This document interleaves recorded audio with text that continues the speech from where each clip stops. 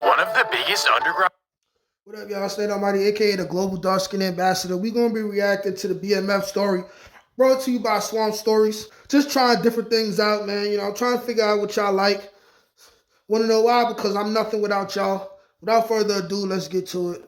Operations in American history. Millions of dollars, dozens of mansions, supercars, music labels, and so much more. This is an incredible story about how guys from the bottom infiltrated the mainstream world. From the treacherous streets of Detroit to yacht parties in Miami. You can find endless videos on this topic, but nowhere can you find a 30-minute documentary that covers everything from the beginning to the end. This is the story of the Black Mafia. The story begins in Detroit, Michigan. Once the wealthiest city on the planet in the 1950s. The growth of General Motors, Ford, and Chrysler brought thousands of jobs to the Detroit area. And of course, just as many Americans migrated north to fill these positions. So for 15 years, Detroit was flourishing and life was as good as it gets. But like all societies, things eventually took a downward turn. In the 1960s, factory workers went on strike and unionized for higher pay. And in response, the car companies moved their operations overseas. And because of this, unemployment riddled the city. By 1968, Detroit was a new city. They was like, we not gonna pay y'all what y'all deserve.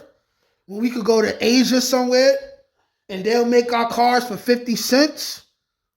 Y'all. That's exactly what happened. Completely unrecognizable by its former residents. Abandoned houses, schools, debris in the streets, and out-of-control crime. Detroit was now a dark place, but nowhere was worse off than Southwest Detroit. Southwest Detroit consists of about 10 neighborhoods. But for this video, we start off in Boynton. The area is cut off by a river from the rest of the city, really making it its own community. This is truly the bottom of the bottom. So let's head down a dark abandoned alley all the way to the dead end. 1555 Edsel Street, one of 3 functional houses on the entire block. Here is where 2 brothers were born, Demetrius and Terry Flannery. Growing up, the 2 brothers had a difficult upbringing, but always managed to be okay. Demetrius was good-looking, charismatic, and flashy. On the other hand, the younger Terry was more reserved and under the radar. Needless to say, the 2 brothers were polar opposite personalities. But despite their differences, they always shared one common trait. Since a very young age, the Flannerys always had a knack for hustling and getting money. From junior high school, the 2 hustled and sold anything they could get their hands on. Both equally as gifted, just went about it in completely different ways. Demetrius, also known as Meech, was flashy and always wanted the girls to see his wealth. Meanwhile, Terry hated It's that light skin shit. It's light skin shit. The attention and always wanted to remain low-key. This will later be relevant, but for now we focus on how they got their start.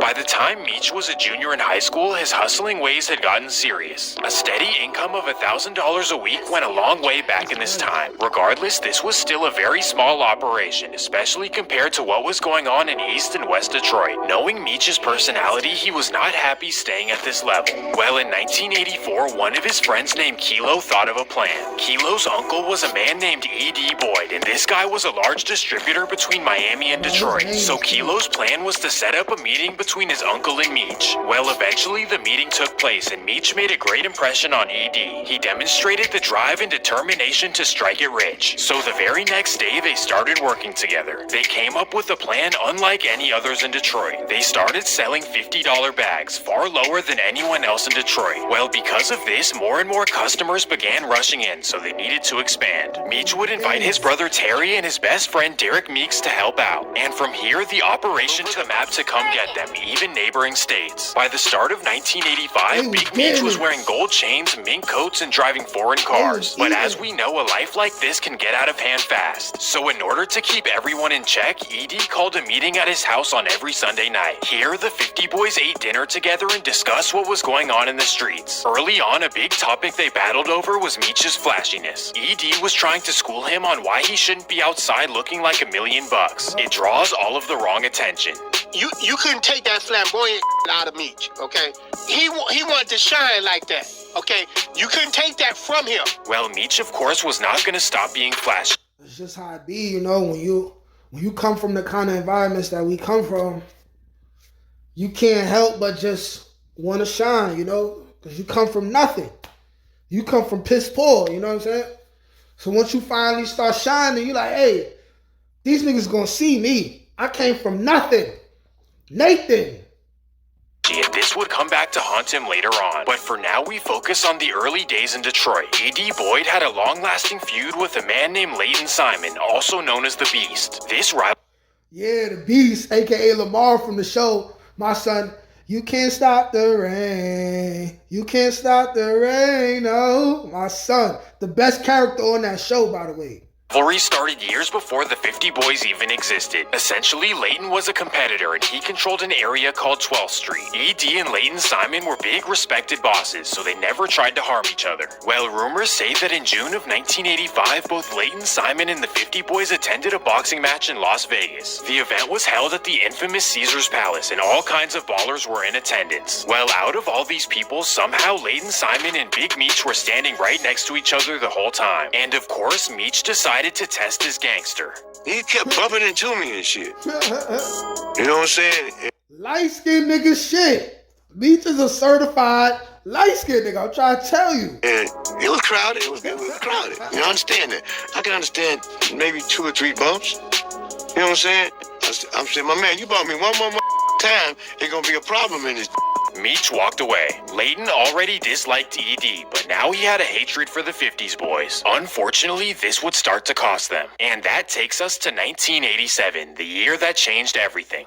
At just 15 years old, Terry Flannery was already a star in Detroit. So like his brother, Terry wanted a nickname as well. So in order to pay homage to a local kingpin named Southwest T, Terry decided to adopt his name. Well, when he heard the news, the original Southwest T was conflicted. On one hand, the name was homage to his legacy, but on the other hand, it was kind of disrespectful. Well, coincidentally, not too long after, he found out that Terry was hanging out with some of his girls. And of course, this is what tipped him over the edge. February 22nd, 1987. I'm telling you, man, in the hood, the top 2 reasons for all issues. Number 1 be money. Number 2, women. All the time. These hoes. Terry drives to his baby mom's house on 9th Street in E-Course. He parks in the driveway and quickly rushes inside because of the weather. Well, little does he know the running saved his life because a rival is right across the street. Terry gets hit in the eye and his baby mom rushes him to the hospital. Thankfully, Terry was okay, but they did have to remove his eye. Directly after this happened, the 50 Boys all met up. Nothing like this had ever happened to them and they had to figure out who did it. Was it Leighton or the original Southwest T? To this day, the official answer has never been revealed. No one knows. No one knows. Yeah, but that was the rumor. Unfortunately. Okay, no one knows. All right, cool, because when I'm watching season 2 of BMF, I'm like, we still don't know who shot Terry and took out his eye. We still don't know. Like, somebody really tried to put T down. This was just the start of the chaos. Just a few months later, E.D. Boyd's nephew Kilo was found dead inside of his truck. This devastated the 50 Boys and they started packing everywhere they went. You just never knew what could go down on a daily basis in Detroit. May 3rd, 1987, the 50 Boys drive out to Coney Island Diner on Woodward Ave. 30 deep, they sit in the parking lot playing music from their fancy cars. What they don't know is that Leighton Simon lives right around the corner. Or maybe they do, and that's why they're there. Well, either way, Leighton hears about this and rolls up with his brother. And from here, both sides let off. Leighton was hit 4 times in the back, but thankfully he made it. However, he had to see his brother go, and this scarred him for life. His hatred for the 50 Boys was now eternal, and he wanted to take out their top dog. But for now, he waited for the perfect opportunity. From this moment on, the 50 Boys were as confident as ever. They defended themselves successfully against the Beast of Detroit, and of course they were making huge money in the process. Big Meech had gotten cocky, and in 1989 he wanted to prove another point to Leighton. May 22nd, 1989, Big Meech decides to throw a block party right in front of Leighton's grandma's house. He parks his car, plays music, and all of his friends join around. Well, when Leighton gets the news, he's furious and heads that way instantly. What happens next is up for debate. Either way, Meech gets hit 12 times and is rushed to the hospital. Somehow he survived, but this definitely shook him up. So the 50 boys sat down with Meech and decided that they needed to change their lifestyle. And for Meech, this meant leaving Detroit for good. It wasn't an easy decision because leaving behind that local fame is a difficult choice. The 50 boys were easily the most popular guys in Detroit. However, Layton was not playing and their whole operation could end at any second. So nearly all of the 50 boys decided to leave Detroit behind. But not only did they need to change locations, they needed to change their business operations as well. So the 50 boys decided to take on a new identity, known as the Black Mafia family. This represented their new plan, which resembled the Italian mafias of the 1900s. Street rivalries were now beneath them, and money was the only motivation. Instead of controlling one city, they decided to branch out all across the US. So here's how it went. Southwest T moved to LA, focused on making connections in California and hopefully Mexico. Big Meech headed to Atlanta, where he focused on distributions and finding clients. And honestly, for the first year, it was kind of a struggle. They went from making millions in Detroit to making thousands in Atlanta. However, one lucky connection would change everything. In 1990, Southwest T made a strong connection with a man named Wayne Jordan. This guy was connected all throughout Mexico, meaning he had the lowest prices on the market. So Southwest T and Wayne Jordan began doing business together. T opened a warehouse in LA where he packed up cars and sent his assistants on the road to Atlanta. This was the new game plan and it worked like magic right off the bat. They sent their assistants all over the country to make connections. And because of this, life was wealthier than ever before. As we all know, money will amplify your character. Meech became as flashy as ever, and Atlanta was the perfect audience. He made it his home base. This is where he wanted to be top dog. So he and his guys would go to the club every night in their supercars, diamond chains, and mink coats. After a short while, the BMF name was the biggest thing in Atlanta. Well, Southwest T did not approve of this whatsoever. He was in LA, remaining as low-key as possible. So seeing his brother attract all this attention was definitely worrisome. But Meech had a completely different mentality. He wanted everyone to know who he was and what he did. He said it was not worth doing. I'd rather know what I'm doing than not know what I'm doing. Yes, he partied hard, but he worked even harder. Throughout the 1990s, Meech bought 8 mansions across Atlanta. All of these mansions were equivalent to T's warehouses in LA. So at these mansions, cars would be packed up and sent across the country. At a certain point, the operation was too much for the brothers to handle alone.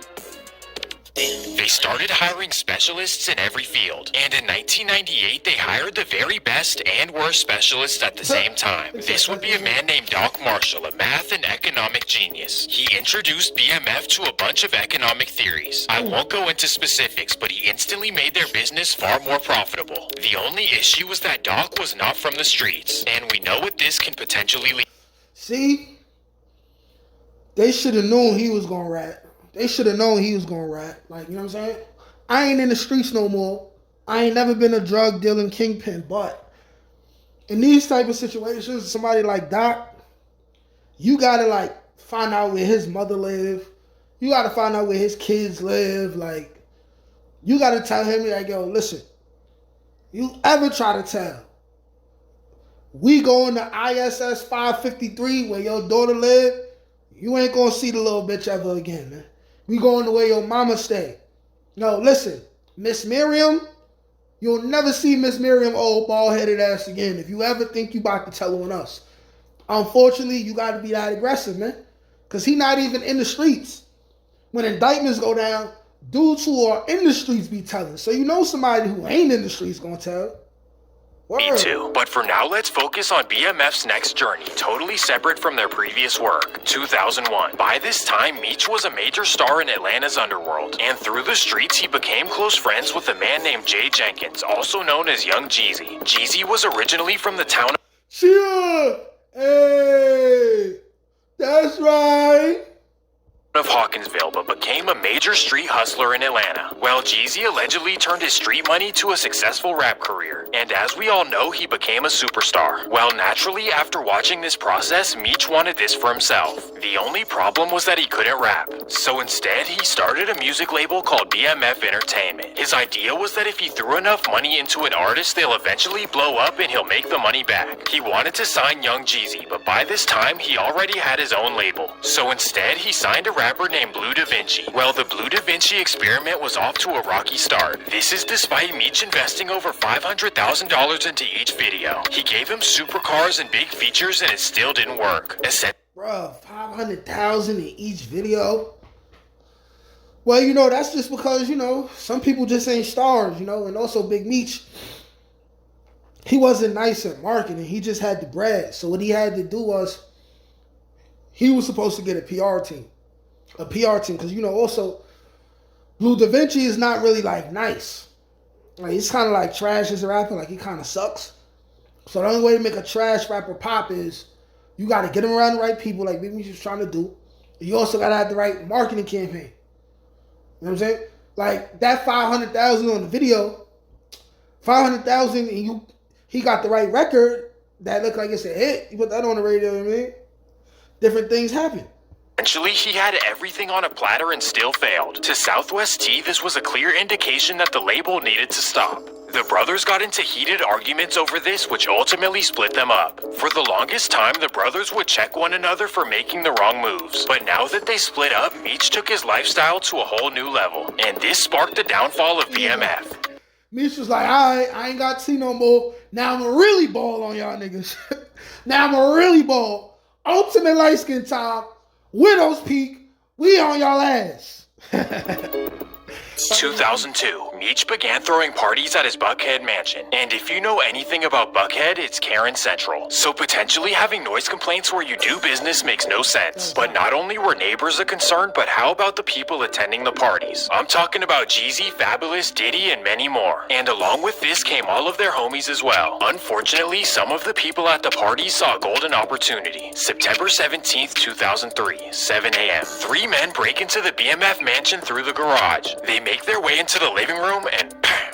The 3 men instantly run out of the house and speed away. And here is where panic mode kicks in. BMF knows they have to clear out the mansion before Atlanta police arrive. So they quickly pack everything into the cars and drive away. They leave Doc Marshall at the house to talk to police, being that he's not a street guy. He tells police of an intruder and that he had to scare them away. All of that is well within Georgia law, but here's where things go left. Somehow the police received the consent to search the house. Atlanta police took hours scouring through the house until they found a stash in one of the bedroom closets. For this, bro, why would he give consent for them to search the house and they have a warrant?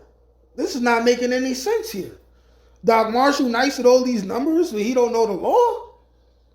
He might have already been an informant. He might have already been down.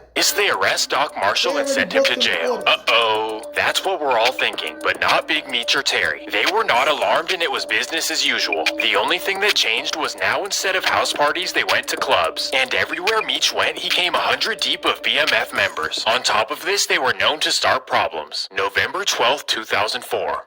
It's a Friday night and Big Meech and BMF members head to Club Chaos. They throw money all night and Meech starts talking to a girl. She happens to be the girlfriend of another man at the club. That would be Anthony Jones, also known as Wolf. And this guy happens to be... Yo, in New York City, Wolf, legendary gangster. Legendary gangster. Really put it in. Like, really put it in for real, for real. Like, dead ass. He Diddy's bodyguard. Well, at the club, Anthony approaches Meech and tells him to stop talking to his girl. Meech takes it as disrespect and gets Anthony out of his face. Wolf was simping that night, though. He was simping. And unfortunately, it led to his ultimate demise. Anthony is furious, so he leaves the club. Well, the night continues and Meech and his crew leave at 4 a.m. They head to the parking lot and right there is Anthony Jones. It happens all the time, too, you know. The hypergamy of women kicks in. They want to be around the most lit people they could possibly be around. They choose to be long to the game. And as men, we got to understand that. They not going to get into no fights. They not going to kill nothing. But as soon as 2 men get into it, people die. Scuffle breaks out and someone takes it to another level. The next day, Meech would go down for it, and this is where the story ends. I'm just kidding. He was actually released on self-defense a few weeks later. Atlanta police had no idea who they arrested, and that's kind of crazy to think about. They probably wrote him off as another rich executive in Atlanta. Little did they know he was running the biggest underground operation in the whole United States. Even though Atlanta thought nothing of him, the DEA decided to look into him. So they contacted the IRS to look through Big Meech's tax returns. What they found is that he made $200,000 in the previous year. This wasn't enough to afford even one of his supercars. Better yet, this couldn't even cover the down payment on one of his mansions. Something wasn't right, so they presented this to a judge and they granted them a wiretap. Interestingly enough, the first person they tapped was Terry Flannery. They thought that this would be easy, but little did they know Terry had 20 different phones. On top of this, he never actually said any names or locations over the phone. In fact, the entire BMF talked in their own specific code. They used nicknames and aliases for everything. The agents got frustrated and thought about giving up. But then Terry said something that pissed them off. While talking to an assistant, Terry said that police aren't smart enough to tap phones like they do in The Wire. This gave the agents a personal vendetta. They started staying up all night trying to figure out his code and track all of his calls. And eventually they figured it out. December 5th, Police got 2004. tight. It's a regular day in the... Police got tight. Them old white cops was like, the nerve of this nigga. This nigga thinks he's smarter than us. Gosh, gosh. Cut the malarkey. We're gonna niggle this nigger now. BMF organization, and this means that another load is set to be delivered across the country. This time, a man named Jeffrey Lair is set to arrive at the Buckhead Mansion and head up to Louisville, Kentucky. So he arrives at the mansion, the car gets loaded, and he and his girlfriend hit the interstate. Little do they know the FBI was tracking the call when Terry sent the order, and this means that they knew exactly when the delivery was going to take place. But instead of a big takedown, they decided to do something clever. They contacted Missouri State Troopers to do a routine traffic stop on Jeffrey Lair. This way, BMF would have no suspicion of a large investigation. Well, Jeffrey gets pulled over in Florissant, Missouri. They search the car and find everything they wanted. So Jeffrey gets arrested and thinks nothing of it. So he calls Terry from the county jail. Boy. What a mistake. He tells Terry what happened, and this was all the feds needed. Half of the investigators wanted to arrest Terry right away. Case closed, hopefully a 10-year sentence. But the other half wanted to use this evidence to take down the entire BMF organization. The reason some of the investigators wanted to finish it now was because BMF was so hard to crack. But the lead investigator figured that he could put hard pressure on Jeffrey Lair. So he told Jeffrey that he's facing 20 years unless he gives up some information. Tough decisions. But in the meantime, BMF had no idea what was going on. BMF figured that Jeffrey would take his time. Meech and Terry's level of panic was -30. In fact, in 2005, Meech purchased a custom all-white Maybach, the only one in the United States. He also rented a $30,000 a month mansion on Miami Beach. Here, he hosted parties with all of the That rappers. nigga was He good also to hosted it. vacations in Cancun where he flew everyone out on his private jets. I would call this the calm before the storm. BMF felt untouchable and were not prepared for what was coming Definitely next. was the calm before the storm. October 17th, 2005. Right. All 9 Atlanta mansions are raided by the FBI. But oddly enough, they don't find what they're looking for. Somehow, BMF had cleared everything out just in time. Gotcha, So bitch. still, all they had was Terry's wiretap and Jeffrey Lair. So BMF's lawyers figured that Terry might do 10 years, but that's about it. Meech, on the other hand, had nothing against him. But then, everything would crumble down.